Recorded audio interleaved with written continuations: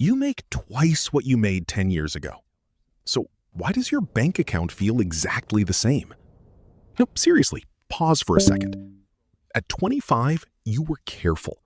You checked your balance before ordering food.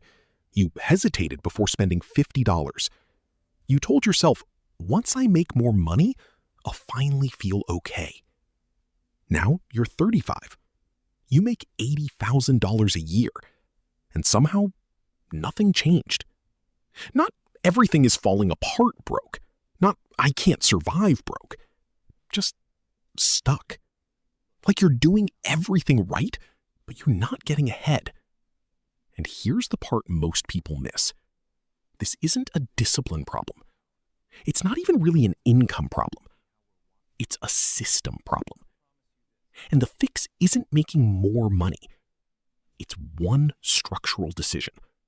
And I'll show you exactly what it is. But first, you need to see what's actually happening. Because once you see it clearly, you can't unsee it.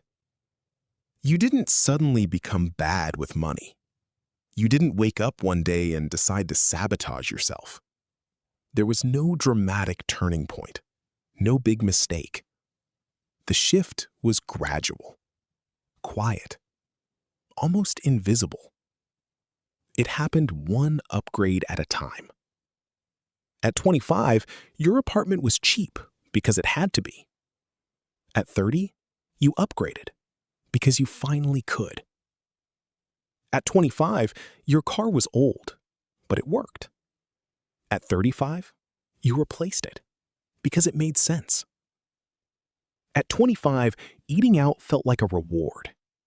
Now it's just part of your routine. None of these decisions were reckless. They were logical. They were earned. And that's exactly why this pattern is so dangerous. Because when every step feels justified, you never question where the path leads.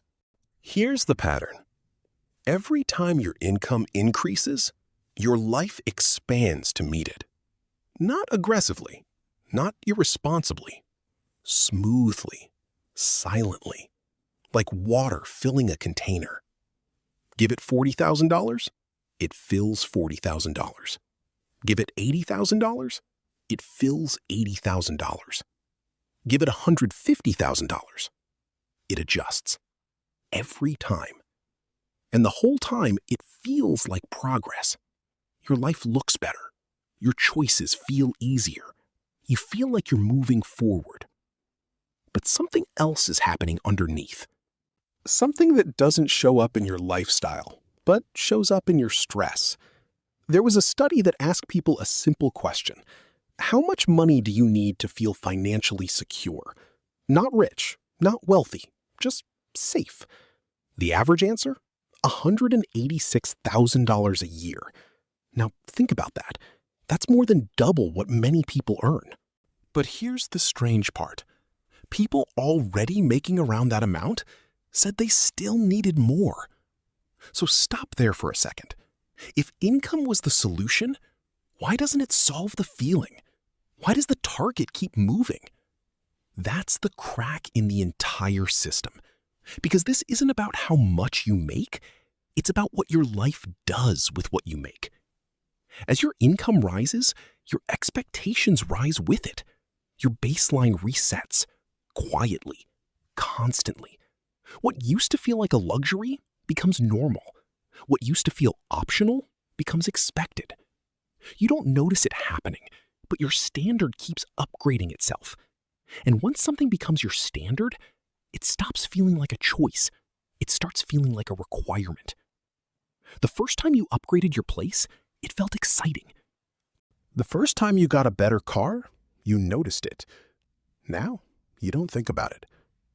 The first time convenience entered your life, it felt like a reward. Now, it feels like default. That's the shift. The feeling fades, the cost stays. And over time, that creates a loop. You earn more, your life adjusts, your expectations reset. The feeling disappears. So you aim higher again. Not because you're greedy, not because you lack discipline, because your baseline moved. And once it moves, it rarely moves backward. Now, here's where people get stuck. They assume the answer is to push harder, earn more, level up again. But every increase feeds the same pattern. Your rent rises, your habits evolve, your standards increase, and your margin disappears quietly, until one day you look around and realize your life looks better, but it doesn't feel lighter. Now, here's what makes this even more frustrating. There's someone you know, maybe a friend, maybe a coworker, who makes about what you make, maybe even less, but they don't carry the same pressure. They're calmer about money, less reactive, less stressed when something unexpected happens. And if you're honest, it bothers you because it doesn't quite make sense. From the outside, your lives look similar, but internally, completely different. And here's the difference. It's not discipline. It's not intelligence. It's not even how much they earn. It's structure. Most people try to fix money with effort. They rely on willpower. They tell themselves, I'll save whatever is left at the end of the month. It sounds reasonable. It feels responsible. But it almost never works, because by the time the month ends, there's nothing left. Not because you failed, because the system is backwards. Leftover money is weak money. It has no job, no protection, no priority. It just sits there, available to be used by whatever feels most urgent in the moment.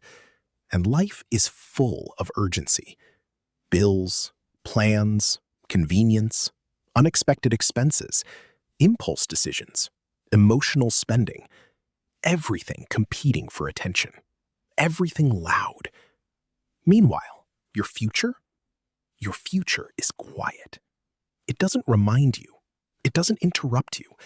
It doesn't feel urgent. Until it is. And when present you and future you compete, present you wins.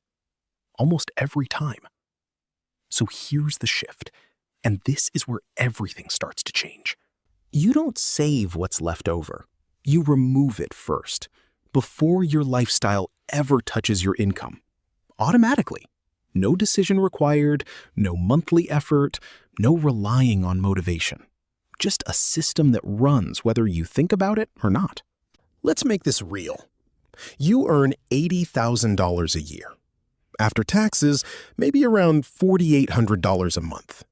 That money hits your account and instantly becomes available, which means it's exposed to your habits, to your routines, to your environment, to your impulses.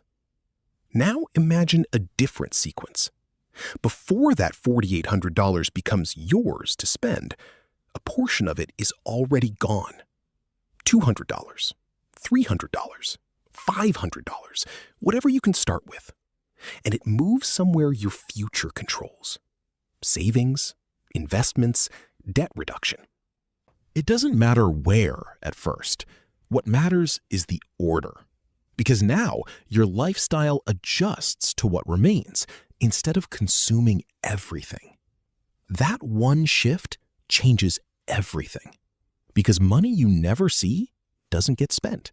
And more importantly, it doesn't require willpower to protect. This isn't about being better with money. It's about making better systems unavoidable. There's actual data behind this. When people are automatically enrolled into saving systems, participation rates jump massively.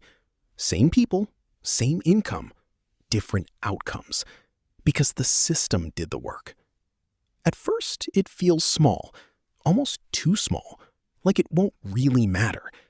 But something subtle begins to happen. Money starts staying, not dramatically, but consistently. And consistency is what builds momentum, not intensity, not bursts of discipline, consistency. Then comes the turning point, your first $10,000.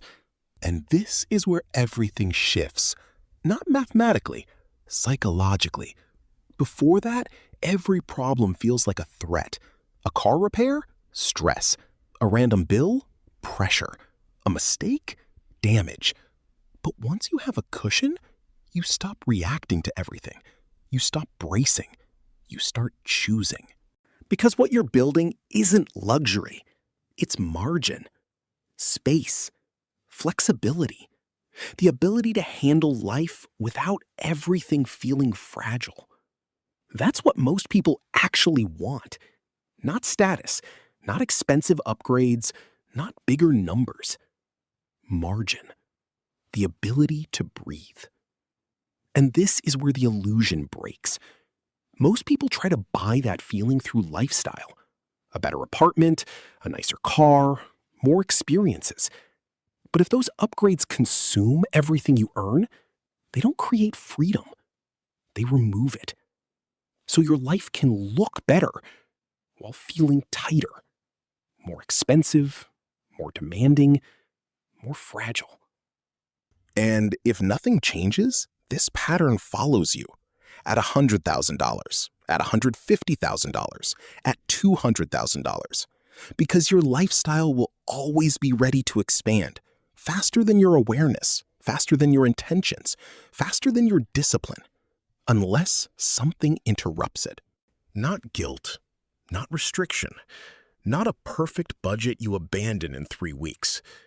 Just one decision, one system, one shift in order. Your future gets paid first, automatically, every time.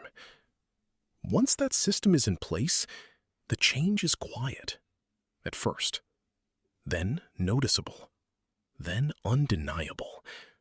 You stop feeling behind. You stop feeling fragile. You stop feeling like every dollar has somewhere urgent to go. Because now, some of it doesn't. Some of it stays.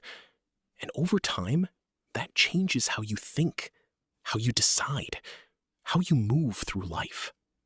So if you take one thing from this, make it this. You're not stuck because you don't earn enough. You feel stuck because your current system allows your life to absorb everything you earn. Fix the order and the outcome changes, because your future isn't built by intention. It's built by what happens automatically. And the moment your future gets paid first, your life finally starts moving forward. If this makes sense to you, hit subscribe. My name is Sam. I will see you in the next.